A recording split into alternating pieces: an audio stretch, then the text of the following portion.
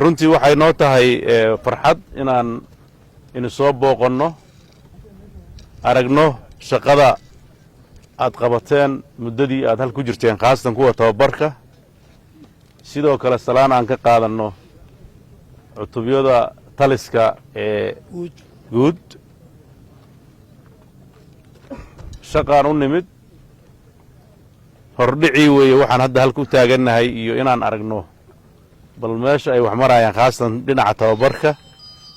howlaha kaleetana waan u gudageli doonnaa waxaad og tihiin muddadii u dambaysay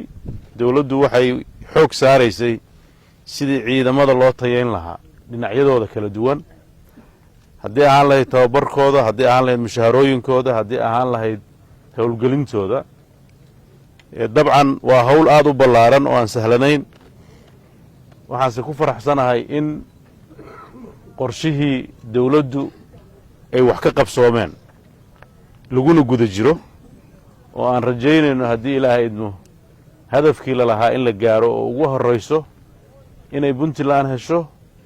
ciidan shacabkeeda iyo dawladdeedaba isku hallayn karaan oo ay ku seexan karaan si ciidankaa loo helo waxa ugu horreeya waxa weeye in ciidanka dhinaciisa maamulka iyo disiblinka iyo kala dambaynta la helo agabkiisa iyo xuquuqdiisana la helo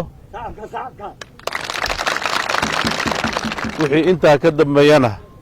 waajibaadkooda lagula xisaabtamo haddii ilaahay idmo waan rajaynaynaa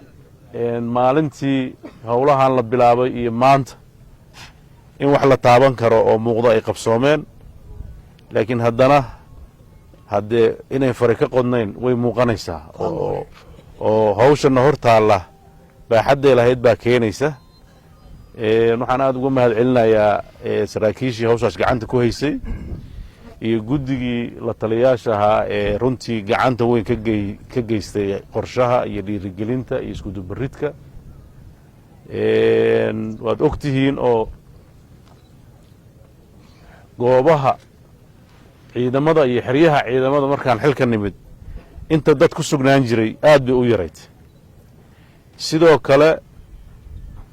tirada ciidan ee dawladda u qoranna aad bay u badan tahay mar walba waxaa ceeb ku ah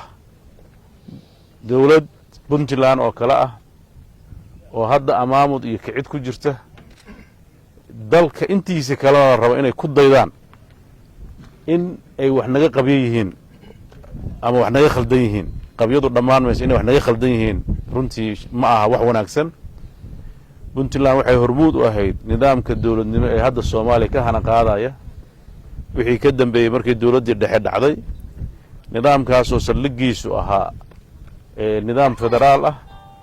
oo dadku maadaama la kala irdhoobay dagaallo sokeeya dhaceen ciidamadii midka ahaa ay kala qoqomeen ciidamadii dawladda ee wada jiray iska hor yimaadeen oo iyagu maaragtay reerihii kala raaceen inaysan puntland ay tusaale u noqoto in laga gudbi karo waxaad og tihiin maamulkan maanta 21 jirsaday xeradan oo saldhig u ahayd xeradii ciidamada ahayd baa lagu aasaasay welina iyadaa u taagan inay nidaamkaas waardiye ka ahaato ama difaac u ahaato ummad aan ciidan lahayn inay dowladnimo iyo kala dambeyn dhistaan rajo lagama qabo waxaan aad inagu boorinayaa iyadoo ay joogaan saraakiishii hore iyo ciidamadii hore ee soo gaaray markii dalkeennu ciidamadiisu ay ahaayeen ciidamo hagaagsan in dhallinyarada cusub ay wax ka bartaan ummad meel fadhida cidda ay ku jiifto waa ciidamadeeda haddaan ciidamadu sida hadda dhaqanka ee meelaha kale nooga yimid deegaanada puntland dowladdii dhexe markay dhacday dad dhaqan iyo kala dambayn le bay ahaayeen dadkoodii isla markii waxay ku ururiyeen maamul jabhaddii s d f bay ku ururiyeen kadibna maamulka puntland bay dhisteen haddaan ku dayano meelihii aan maamulka ka jirin oo kala yaacay oo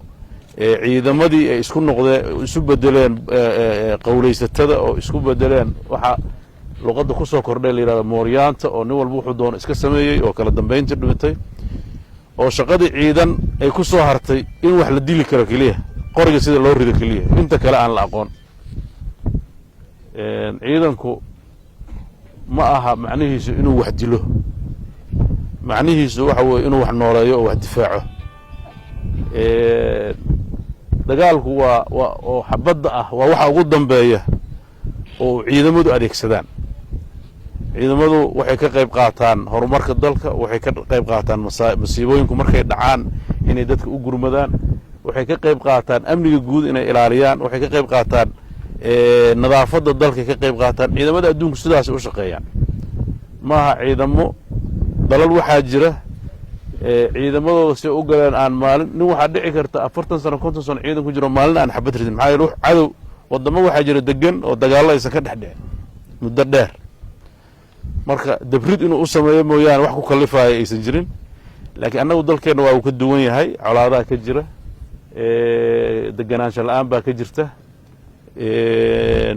xag jir iyo shabaab iyo shayaadiin kalea dhulka soo gashay ma nihin dad ku naaloonaya maaragtay isdhigtay ee waxaa loo baahanya dad foojigan oo u soo jeeda inay dadkooda iyo dalkooda difaacaan kumana difaaci karno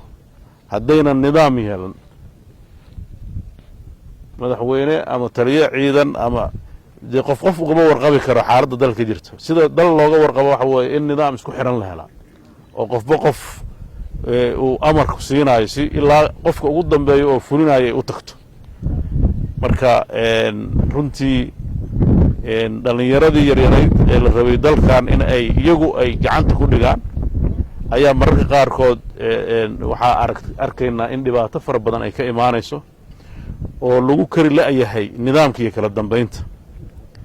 waana garan karnaa wakti adag bay ku soo beegmeen laakiin wax walbaa laga gudbaa qofku waxa ugu horreeya oo laga rabo waxa way inuu diyaar u yahay inuu waxaa ka gudbo marka inaad diyaar u noqotaan inaad ka gudubtaan xaaladdaas